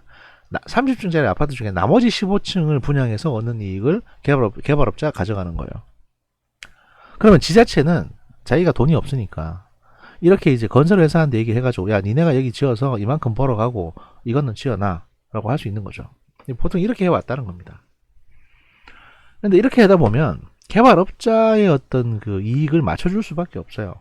그러니까 좀 비싸고 큰 아파트가 들어오게 될 수밖에 없고, 기존에 살고 있는 빈민들은 이 아파트를 구입할 돈이 없으니까 쫓겨나는 겁니다, 그냥. 결국 재개발 사업이 끝나면 원주민은 떠나고 새로운 낯선 외지인들이 모여 사는 주거단지가 형성이 됩니다. 이게 목동도 그렇고 분당도 그렇고요. 그랬습니다. 그런데 도시재생이 등장하면서 재개발 시대의 간단한 이해 당사자의 범위가 확대됐습니다. 이를 세분화하면 개발 주체, 개발 목적, 개발 영역으로 볼 수 있고, 첫째, 개발 주체는 지자체, 개발업자, 원주민의 개발 주체는 그대로 있지만 여기에 주민 조직, 시민단체, 학교 등 복잡 다단한 사회 이해관계자가 모두 참여하는 구도가 형성이 됩니다. 이 안에는 뭐 대형 교회도 있을 테고요. 또 지역구 국회의원이 어떤 정치적인 어떤 그 압력을 좀 행사해서 자기 친인척이나 또는 이제 자기 어떤 지지자가 갖고 있는 큰 건설업체의 이 혜택을 몰아주기 위해서 영향력을 행사하는 경우도 있을 수 있습니다. 그렇게 사실 어른들의 사정에 의해서 복잡한 여러 요소들이 있기 때문에 말은 거버넌스라고 하는데, 이 누구 하나가 이걸 갖다 확 끌고 이제 추진해 나가지 않으면 쉽지가 않다는 거예요. 원래 여러분들 뭐 한 10명만 모여도 점심을 뭐 먹을까 통일하기가 어렵지 않습니까?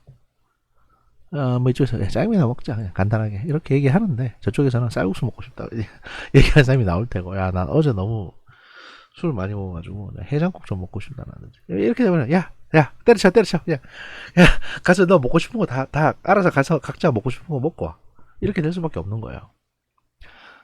여러분 이 대학원생 10명이 모여서 밥을 뭘 먹을까를 고민하면 말입니다. 그런데 여기에 만약에 11명에 다른 한 명이 들어온다. 교수다. 교수가 들어와가지고 야 내가 잘 테니까 짜장면 먹자 이러면 여러분들은 다 짜장면 드셔야 됩니다. 이런 겁니다. 이게 도시재생, 도시개발의 그 소위 거버넌스라는 거의 핵심입니다. 이게 그만큼 다 힘이 비등비등한 사람들이 여기 개입돼 있다. 그래서 이제 과거에는 단순히 개발 주체가 도시 재개발에 관한 회의에 참여했다면, 이제는 해당 공간에 관여하는 수많은 이해 당사자가 관련 회의, 워크숍, 간담회에 참여를 하고 있다는 것이고요. 또 이 사람들이 왜 그런 힘들을 다 가지고 있냐면, 주민조직 한번 잘못 건드리고 시민단체 한번 잘못 건드리면 인터넷 게시판에 난리가 납니다. 그러면 그게 또 이 사람들의 권력이에요. 그러니까 도시재생 거버넌스의 주요과 항목, 뭐 신뢰, 참여, 뭐 이렇게 쭉 있는데, 이건 그냥 여러분들이 쭉 한번 보시면 됩니다. 네, 쭉 한번 보시면 되고 그렇게 중요한 건 아닙니다. 각자 의견을 개진하고 참여를 요구한다. 둘째, 개발의 목적이 단순한 주거 환경 정비에서 경제 및 문화의 활성화와 사회적 형평성까지 고려한 내용으로 확대됐다. 이것도 진짜 웃기는 건데, 그냥 개발하셔가지고 다시 짓고 그냥 돈이나 버시면 안 될까요? 라고 말하고 싶지만 그게 아닌 거죠. 또 게다가 여기에는 어떤 문제가 또 생기냐면요, 특정 정치인이 앞으로 대통령 선거 나오고 싶은데 내가 서울시장이다 그러면 기왕에 개발을 하는 거, 개발해가지고 이 지역의 어떤 이권을, 이 개발된 부분에 대한 이권을 그 나를 지지할 수 있는 지지 그룹에 좀 줬으면 좋겠다 라는 것까지 나올 수 있습니다. 그 예가 있어요. 실제로 박원순 시장, 지금 돌아가셨지만 박원순 시장이 했던 그 문화 저장 공간, 그게 이제 정확한 위치를 제가 모르겠는데 목동인가 어느 일산인가 그 넘어가는 지역인데, 거기에 그 석유 비축 기지가 있어요. 도시 안에 석유 비축 기지가 있었는데, 이거를 석유를 싹 다 빼버리고 여기에 이제 그 공간을 문화 비축 기지라고 해가지고 약간 문화적인 어떤 여러 사업을 할 수 있고, 거기서 뭐 예를 들어서 이제 뭐 새로운 어떤 벤처 스타트업 같은 거에 이제 그 업무 공간도 빌려줄 수 있고, 또 뭐 그 지역에 이제 하다못해 거기 분식집을 하나 낸다든지 이렇게 해서 그 이권을 갖다가 그걸 나눠주는 이권을 제공해 줄 수 있는데, 그 비축 기지를 갖다가 개발 사업을 하면서 그쪽에 박원순 씨를 지지하는 저희 청년 그룹들, 그 뭐 몇몇 이름들이 또 나옵니다. 거기 보면 몇몇 이름들이 나오는데, 제가 뭐 여기서 상세하게 소개해드린 좀 그렇고, 그런 사람들에 대해서 이제 혜택을 좀 주고 그 사람들이 거기서 사업을 하면서 점점 이제 지지자들을 더 끌어모으는 이런 역할을 맡겼다고 해요. 그러니까 시의 예산으로 비축기지를 만드는데, 문화비축기지라는 어떤 문화 컨텐츠 공간을 만드는데 이거를 그렇게 만들면서 자기의 정치적인 미래하고도 연결되는 지지자들이 여기에서 이득을 뽑는 그런 공간으로 만드는 거죠. 보통 경기도도 그렇고 서울시도 그렇고 지자체장이 되면 그 밑에 한 어마어마한 양의 인원들이 그 밑에서 이제 밥을 먹고 살 수가 있습니다. 보통 그래서 사실 전해철 씨하고 이재명 씨하고 뭐 누가 시장이 되냐라고 치고받고 싸웠을 때도 바로 그 문제 때문입니다. 예를 들어서 전해철 씨가 됐다 칩시다. 그러면 지금 이재명 씨를 공격하는 소위 문재인 지지자들 중에는 전해철 씨의 덕을 봐서 경기도 지역에서 뭔가 매달 용돈벌이라도 하는 그런 사람들이 많아질 수도 있어요. 지금은 이재명 씨 지지하는 사람들이 그런 걸 하고 있는 사람들이 있을 수도 있는 거고 있겠죠 아마. 뭐 그런 식입니다. 그런 욕구들이 끼어들다 보니까 순수하게 도시개발, 도시재생만 이제 집중할 수가 없는 상황이 되는 거예요. 사실 이제 대형 지자체의 단체장들이 그 행정가들이 들어오는 게 아니고 앞으로 미래의 대통령을 꿈꾸는 정치가들이 들어올 경우에 이런 부작용은 늘 상존하고 있습니다.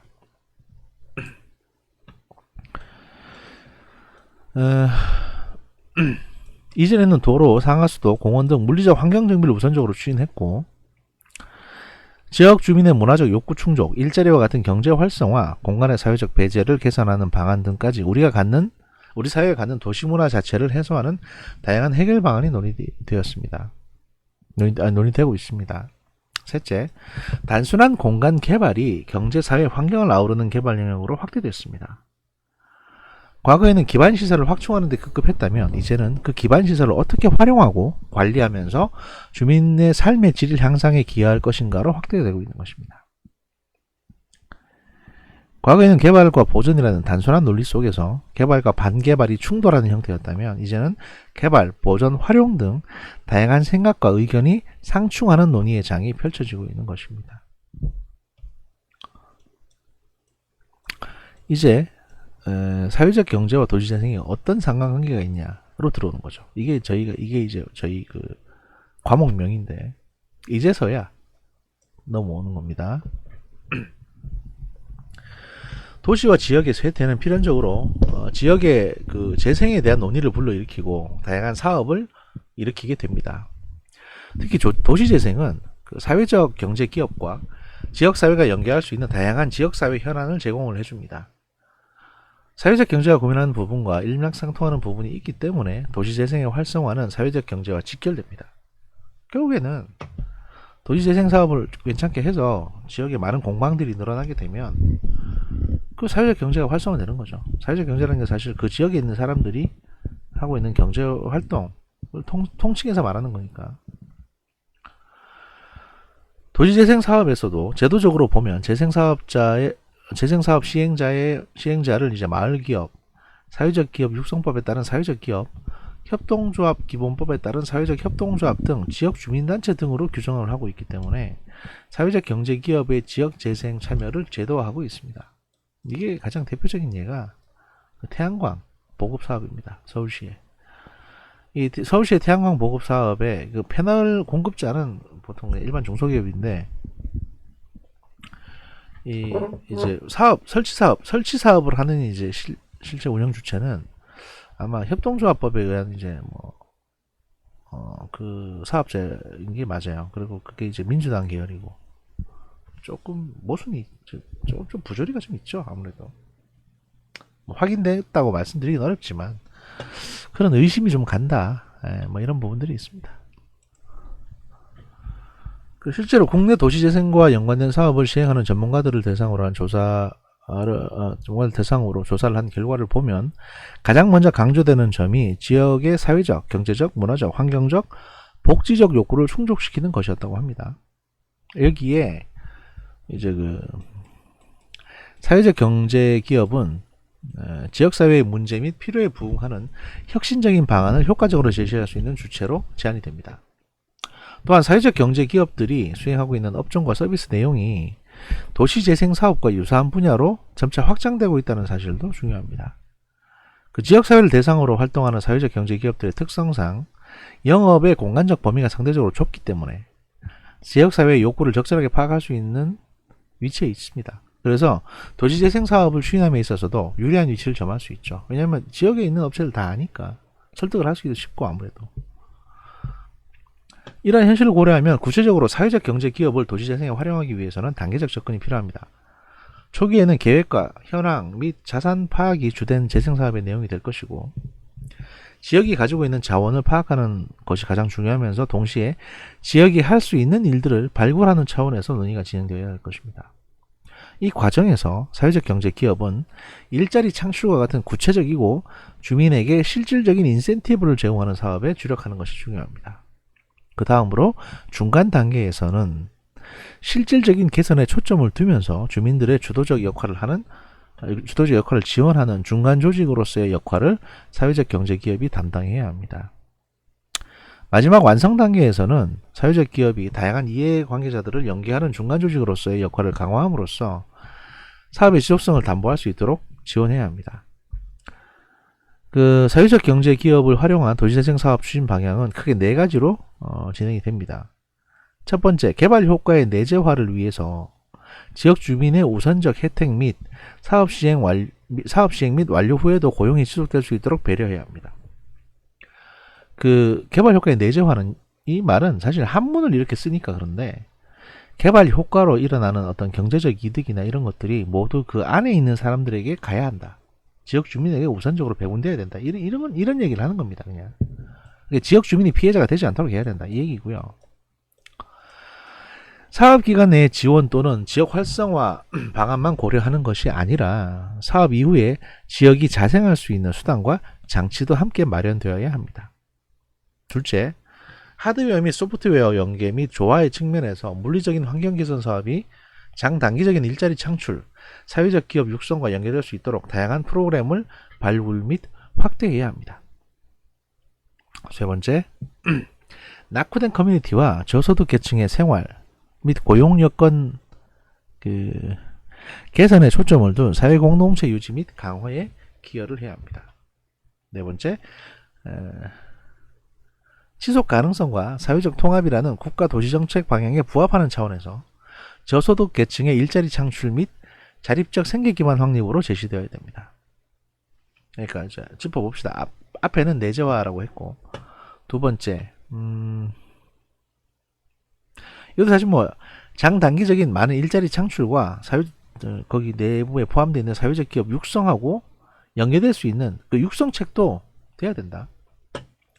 세 번째, 낙후된 커뮤니티와 저소득층 생활 및 고용 개선에 초점을 둬야 된다. 네 번째, 지속 가능하게 발전할 수 있어야 되고, 통합, 그러니까 어떤 저소득층을 외면하지 않는 사회적 통합이라는 국가 목표에도 부합돼야 된다. 그래서 이제 저소득 계층의 일자리 창출 및 자립적 생계 기반을, 사실 여기서 보시면 첫째, 둘째, 셋째, 넷째가 다 같은 말입니다. 어떻게 보면. 그쵸? 소외된 계층이 득을 볼 수 있게 해야 된다. 계속 장기적으로 일회성으로 해서 이제 성과를 확 내고 치고 빠지고 격리 단길처럼 이렇게 끝나는 게 아니라 이 안에서 계속 고용이 창출되고 계속 이 안에 있는 사람들이 발전할 수 있어야 된다. 이 얘기를 하는 겁니다. 이거를 4개에 걸쳐서 이렇게 나눠가지고 말씀을 하셨는데 사실 글을 이렇게 쓰실 필요는 없을 거라고 생각해요. 솔직히 말씀드리면 이거 한 줄로도 해결되거든요.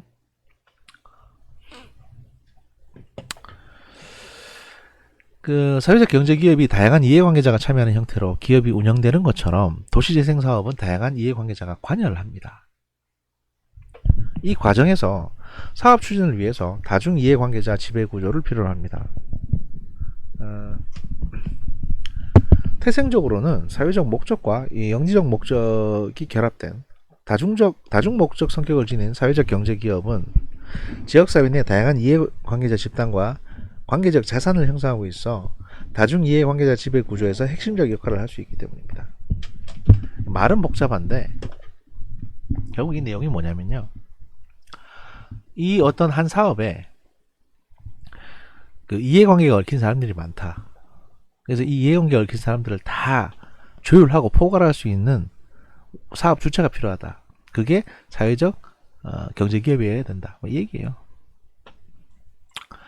한편 도시재생 사업에서 사회적 경제 조직에 대한 기대는 마중물 사업으로 사회적 경제 조직이 활동할 수 있는 거점 시설을 조성하는 당위성을 부여한다. 이 마중물 사업이라는 거는요, 한 사업이 제대로 진행되기 위해서 일종의 이걸 끌어내는 역할에 또는 활성화시킬 수 있는 뭐 그런 걸 말하는데, 일단 설명을 드리고 나서 마중물이 뭔지를 알려드리겠습니다. 이를 통해 지방자치단체가 도시재생 사업으로 조성된 주민 커뮤니티 공간이나 공동 작업장, 카페, 문화예술공간, 게스트하우스 등 다양한 시설을 운영할 수 있는 사회적 경제 조직을 육성하도록 유도하고 있다.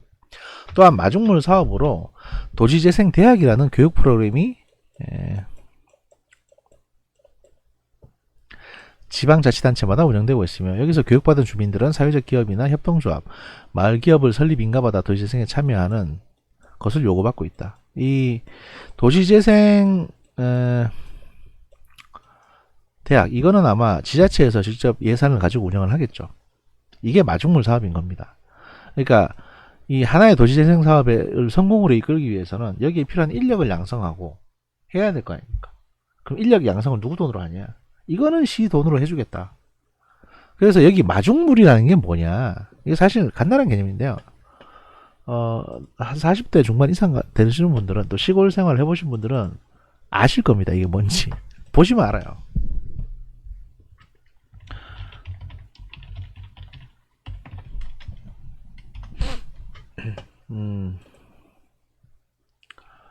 여기를 보시면 이거 있잖아요.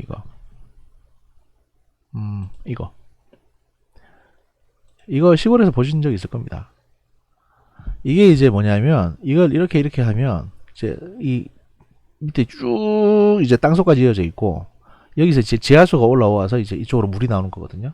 그래서 물펌프입니다. 물펌프인데 여기에 물을 끌어올리려면 이 공간을 완전히 이제 진공으로 밀폐를 시켜야 돼요. 그러니까 산소가 안 들어가도록. 그래야 펌프질을 하면 밑에서 이제 물이 올라올 거 아닙니까?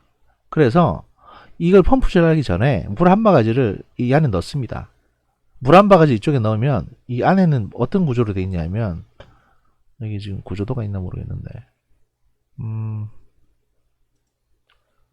구조도가 봅시다. 이게 막 투명하게 된 게 있지 싶은데 여기는 안 보이네. 뭐 하여튼 여기 플라이밍 펌프 이거 말고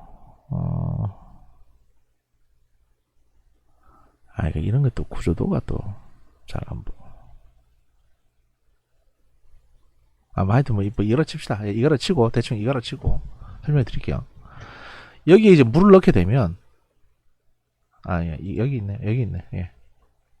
여기 고무바킹이 있고 이런 구조로 되어 있어요. 그래서 이 밑에는 이제 물이 있고, 여기 한 몇십 미터 길이에 이제 파이프가 박혀 있고, 그러면 여기는 물이 없습니다. 여기는 물이 없고 이 밑에 물이 있는 거예요. 그럼 이거를 이렇게 펌프질을 해서 이 진공 상태로 계속 만들어서 물을 끌어올려야 되지 않습니까? 이쪽으로. 그러면 그 진공 상태를 만드는 게 이제 마중물의 역할인 겁니다. 그래서 여기서 물을 한 바가지 붓게 되면, 원래는 이제 쓰고 나면 한동안은 물이 있는데 시간이 지나면 이 물들이 다 말라버리기 때문에 여기가 그냥 완전히 말라있는 공간이 되거든요. 그러니까 여기에 물을 넣어가지고 여기를 이제 진공 상태로 만들어 준 다음에 펌프질을 합니다. 펌프질을 하면 이제 이쪽은 진공 상태고 계속 펌프질이 되니까 밑에서 이제 물을 쭉쭉 빨아당기는 게 되는 거예요. 주사기를 뒤로 당기듯이. 이렇게 해서 올라와서 이제 여기서 올라온 물이 이게 이 마개가 이쪽에 갔을 때 이 물이 일로 올라와서 이제 넘쳐 내려가는 겁니다. 이게 물을 통과하는 지점이고, 이게 이제 밸브죠. 그러니까 당기면 열리고 누르면 닫히는 밸브입니다. 아주 간단한 형태인데, 그래서 이제 여기에 맨 처음에 말라 있을 때 여기에 넣는 물, 그걸 마중물이라고 하는 거예요. 그래서 도시재생 관련한 인력을 양성하는 대학을 만들게 되면 이 마중물의 역할을 한다.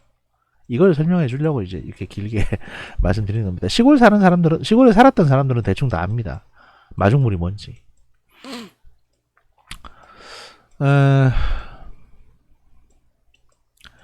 그 결과 도시재생의 목표가 사회적 경제 조직을 육성하는 것으로 귀결되는 모습을 보이기도 하며, 왜냐하면 전문가들이 많이 탄생을 하니까요. 일부 사회적 경제 조직은 공공재원으로 조직되었음에도 새로운 조직원을 영입하는 과정에서 폐쇄성을 보이기도 한다. 이게 아마 특정 정치 정파하고 연결돼 있거나 아니면 예를 들어서 예를 들어서 뭐 그런 것일 수 있습니다. 서울시에서 태양광 사업을 하던 사람들이 과거 386 진보 활동을 했던 사람들이 많았거든요. 그러다 보니까 진보 학생 운동을 하지 않았던 사람들이 그 조직에 이렇게 예를 들어서 그 회사에 뭐 관여하기가 쉽지가 않습니다. 그래서 폐쇄성을 띠게 되는 겁니다. 이 때문에 과연 지원이 종료된 이후에도 지속적으로 사회적 경제조직이 운영 가능할 것인지에 대한 우려와 비즈니스 모델이 부재한 사회적 경제조직에 대한 지원이 예산 낭비의 결과를 초래하고 나아가 조직의 자생력을 약화시킬 수 있다는 비판도 제기되고 있습니다. 이게 이제 바꿔 말하면 시장이 만약에 진보 시장이 있다가 보수 시장이 들어오면 또 자기하고 마음 맞는 사람들을 지원할 거 아닙니까? 그럼 이전에 진보 시장이 지원하던 단체들은 다 지원을 끊어버리는 거죠. 그러니까 결국에는 너무 정치적으로 흘러가게 되면 기업이든 뭐 단체든 간에 너무 정치적으로 흘러가게 되면 결국 그런 피해를 봅니다. 그런 피해를 보게 됩니다. 사실 뭐 그 말을 하고자 하는 겁니다. 이러한 장점과 단점을 고려하면서 사회적 경제 기업이 도시재생 사업의 참여 주체로 부각되고 실제 활용된다면 그 효과는 실로 엄청날 것으로 보인다. 우리나라에서 사회적 경제와 도시재생이 긴 역사를 갖고 있지는 않기 때문에 정답을 바로 제시하기는 어렵다. 하지만 우리에게도 현재 진행 중이지만 좋은 사례들이 있다. 물론 완벽하진 않지만 다음 장에서 이 사례들을 바탕으로 도시재생 거버넌스를 설명하면서 그 정책적 시사점들을 얘기하고자 한다. 라고 해서 요번 시간은 여기까지 하고요. 예, 지금 3주차 강의입니다. 요 4주차 강의에서 관련된 내용으로 다시 여러분을 찾아뵙도록 하겠습니다. 바로 찾아뵙겠습니다. 감사합니다.